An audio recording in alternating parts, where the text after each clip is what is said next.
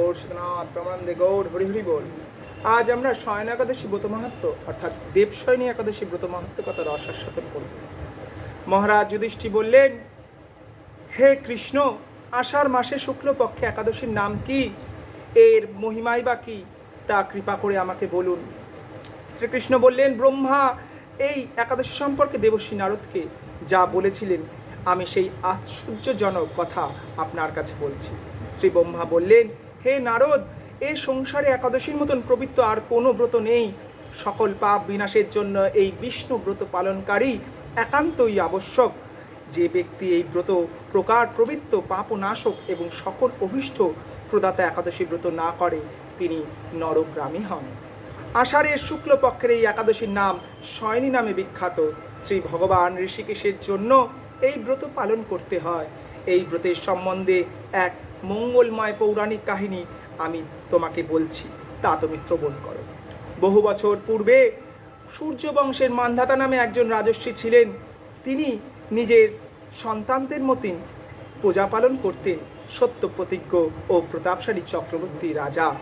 কোনো রকম রাজ্যের দুঃখ, দুর্ভিক্ষ, রোগ ব্যাধি, আতঙ্ক, খাদ্য অভাব অথবা অন্যায় আচরণ ছিল না। এইভাবে বহুদিন অতিবাহিত হলে কিন্তু তিনি হঠাৎ কোনো দুর্বিপাকে পড়ে ক্রমাগত 3 বছর সেই রাজ্যে বৃষ্টি হলো না। দুর্ভিক্ষের ফলে সেখানে দেবতাদের উদ্দেশ্যে দানমন্ত্রে স্বাহা ও স্বাধা ইত্যাদি শব্দ বন্ধ হয়ে গেল। এমনকি বেদ পাঠও পর্যন্ত ক্রমশ বন্ধ হয়ে গেল। তখন প্রজারা রাজার কাছে এসে বলতে লাগলো, মহারাজ, দয়া করে আমাদের কথা শুনুন। শাস্ত্রে জলকে নার বলা হয়েছে এবং সেই নারে ভগবান নিবাস করেন, অর্থাৎ অয়ন। এই কথায় তার ভগবানের নাম হয়েছে নারায়ণ, অর্থাৎ নার যুক্ত অয়ন। জলে যার বাস তাই হচ্ছে নারায়ণ। মেঘরূপ ভগবান বিষ্ণু পবিত্র বাড়ি বর্ষণ করবেন। সেই বৃষ্টি থেকেই অন্ন এবং অন্ন খেয়ে প্রজাগণ জীবযাপন করবেন। এখন সেই অন্নের অভাবে প্রজারা ক্ষয়প্রাপ্ত হচ্ছে। অতএব হে মহারাজ, আপনি এমন কোনো উপায় অবলম্বন করুন যাতে রাজ্যে শান্তি ও কল্যাণ সাধন হয়। রাজা মান্ধাতা বললেন, তোমরা ঠিকই বলেছ, অন্ন থেকে প্রজারা উদ্ভব, অন্ন থেকেই প্রজার পালন। তাই অন্নের অভাবে প্রজারা বিনষ্ট হয়, আবার রাজার দোষও রাজ্য নষ্ট হয়ে যায়। আমি নিজের বুদ্ধিতেই আমার নিজের কোনো দোষ খুঁজে পাচ্ছি না, তবুও প্রজাদের কল্যাণের জন্য আমি আপ্রাণ চেষ্টা করব।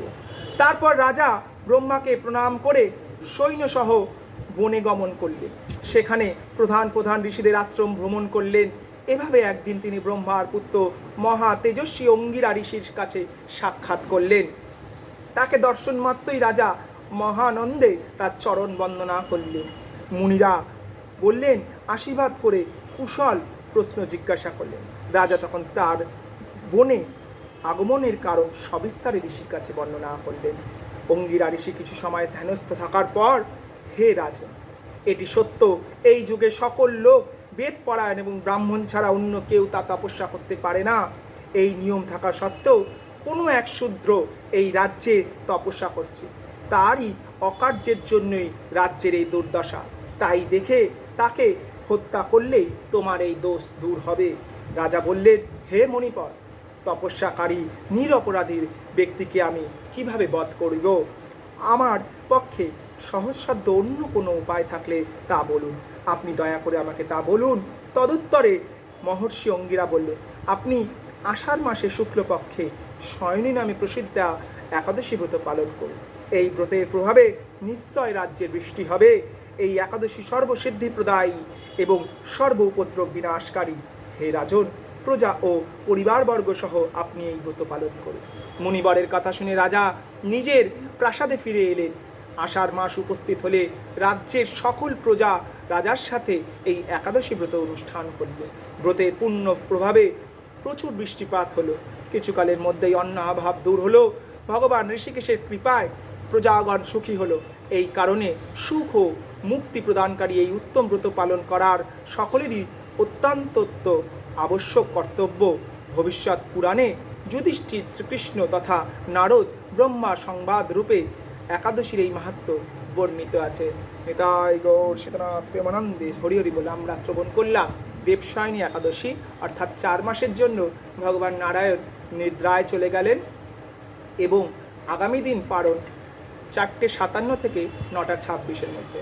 হরে কৃষ্ণ কৃষ্ণ কৃষ্ণ হরে হরে, হরে রাম রাম রাম রাধে রাধে।